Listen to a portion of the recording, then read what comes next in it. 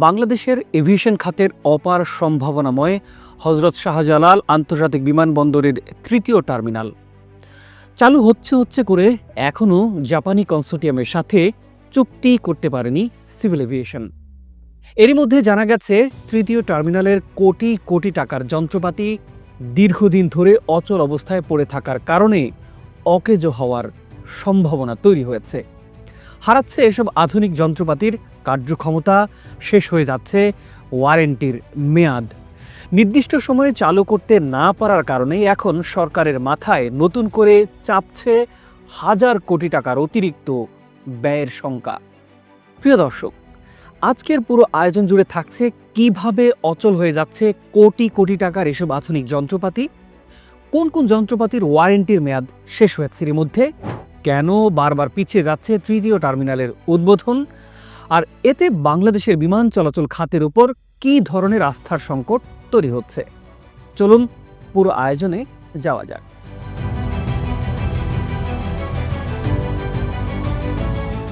2017 সালের 24 অক্টোবর একনেকে অনুমোদন পেয়েছিল শাহজালাল আন্তর্জাতিক বিমানবন্দর সম্প্রসারণ প্রকল্পের প্রথম ধাপ।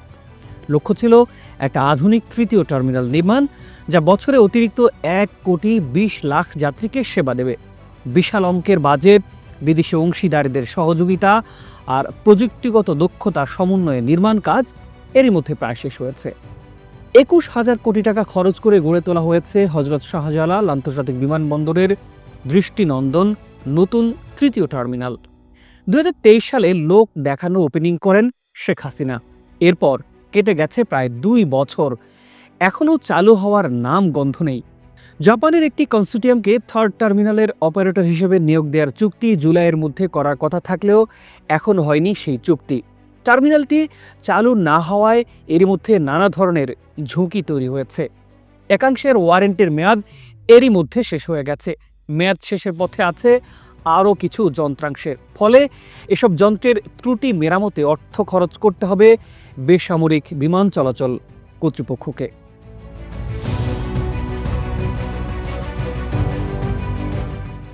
তাছাড়া দীর্ঘদিন অব্যবহৃত থাকা এসব যন্ত্রের কার্যকারিতা নিয়েও সংশয় তৈরি হয়েছে। সব মিলিয়ে নির্দিষ্ট সময়ে টার্মিনাল চালু করতে না পারায় নতুন করে হাজার হাজার কোটি টাকা গচ্চার শঙ্কা তৈরি হয়েছে। প্রকল্প সংশ্লিষ্টরা বলেছেন, টার্মিনাল চালুর আগেই বাকি যন্ত্রগুলোর ওয়ারেন্টিও শেষ হয়ে যাবে। সেগুলো মেরামত করতে তখন অতিরিক্ত ব্যয় করতে হবে সরকারের। এই টার্মিনালটি চালু না হলেও প্রয়োজনীয় যন্ত্রপাতিগুলো বসানো হয়েছে আরও আগেই, কারণ সে সময় তড়িঘড়ি করে শেখ হাসিনা সফট ওপেনিং করবেন, সেজন্য এগুলো বসানো হয়।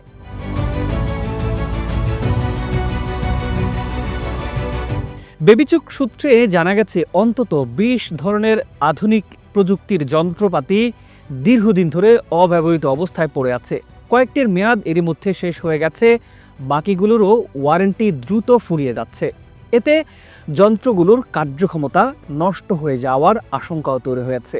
বেবিচক সূত্র বলছে, টার্মিনালের নির্মাণ কাজ শেষ হওয়ার আগেই ধাপে ধাপে যন্ত্রপাতি সরবরাহ আর আংশিক ইনস্টলেশন করা হয়েছিল, কিন্তু নানা কারণে কাজ পিছিয়ে যাওয়ায় যন্ত্রগুলোর কিছু গুদামে পড়ে আছে এখন, আর নয়তো চালু করা হয়নি। ফলে ওয়ারেন্টির আওতায় বিনা খরচে মেরামত বা যন্ত্রাংশ বদলের যে সুযোগ, সেটি হাতছাড়া হচ্ছে।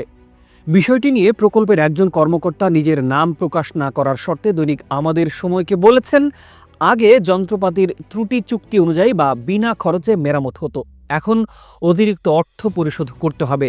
প্রয়োজনে নতুন করে সাপ্লায়ার বা স্থানীয় এজেন্টদের সাথে চুক্তিও করতে হবে। এতে বেবিচকের বিপুল অঙ্কের অতিরিক্ত ব্যয় করতে হবে।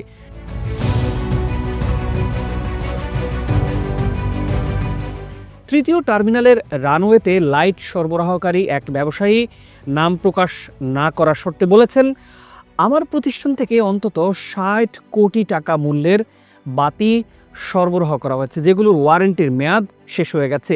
আমরা কর্তৃপক্ষকে চিঠি দিয়ে বিষয়টি জানিয়েছি। দীর্ঘদিন অলস পড়ে থেকে বাতিগুলো কার্যক্ষমতাও কমে যাচ্ছে। প্রিয় দর্শক, চলুন এবার আপনাদের জানাই কোন কোন যন্ত্রাংশের ওয়ারেন্টি শেষ হয়ে গেছে।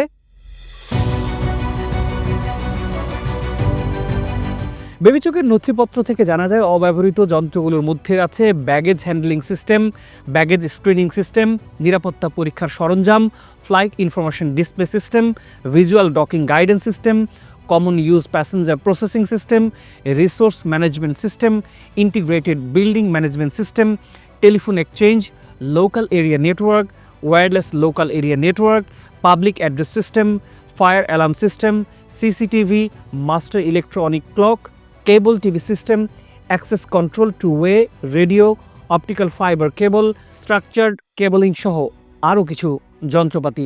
যন্ত্রভেদে এসবের ওয়ারেন্টি 12 মাস থেকে 25 বছর পর্যন্ত হয়।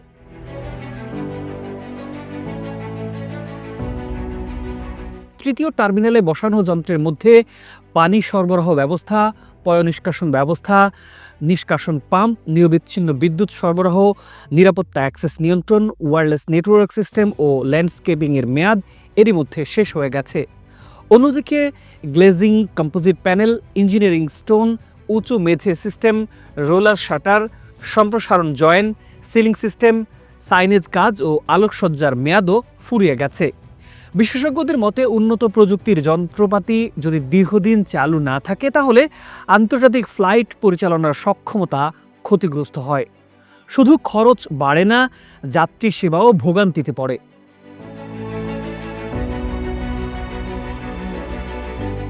প্রিয় দর্শক, মূলত কেন এত সময় লাগছে এই তৃতীয় টার্মিনাল চালু করতে?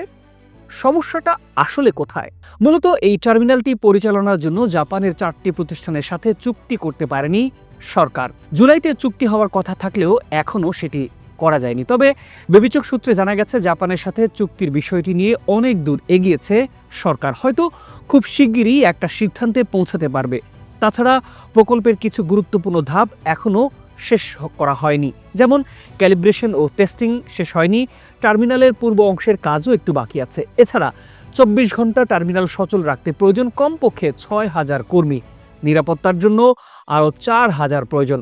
এই জনবল নিয়োগ ও প্রশিক্ষণেও সময় লাগবে, যদিও লোকবল নেয়ার প্রক্রিয়া এখন চলমান আছে। তাই নির্দিষ্ট তারিখ ঘোষণা করা প্রায় অসম্ভব হয়ে পড়েছে। এখনকার 2 টার্মিনাল দিয়ে প্রতিদিন গড়ে 20,000 যাত্রীকে সেবা দেওয়া হয়, বছরে 80 লাখ যাত্রী।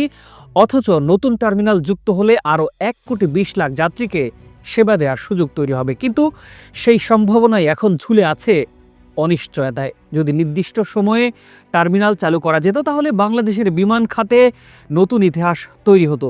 অথচ এখন পর্যন্ত দাঁড়িয়েছে উল্টো। বিমান চলাচল বিশেষজ্ঞরা সতর্ক করেছেন, বাংলাদেশ যদি দ্রুত এই টার্মিনাল চালু করতে না পারে তাহলে আন্তর্জাতিক আস্থা ক্ষুণ্ণ হবে, যাত্রী সেবায় ধীরগতি, ফ্লাইট শিডিউলে অস্থিরতা তৈরি হবে, বিদেশি এয়ারলাইন্সগুলোও তখন দ্বিধায় পড়বে, আস্থা হারাবে। বেবিচকের সদস্য এয়ার কমোডর আবু সাইদ মাহমুদ খান অবশ্য আশ্বস্ত করেছেন তারা নিয়মিতভাবে যন্ত্রপাতি পরীক্ষামূলকভাবে চালু করেন আর দ্রুত উদ্বোধনের জন্য সর্বাত্মক চেষ্টা চালিয়ে যাচ্ছেন। কিন্তু প্রশ্ন থেকেই যায়, এত বড় প্রকল্পের পরিকল্পনা যদি সঠিকভাবে বাস্তবায়িত হতো তাহলে কি আজ এই অতিরিক্ত ব্যয়ের মুখে পড়তে হতো?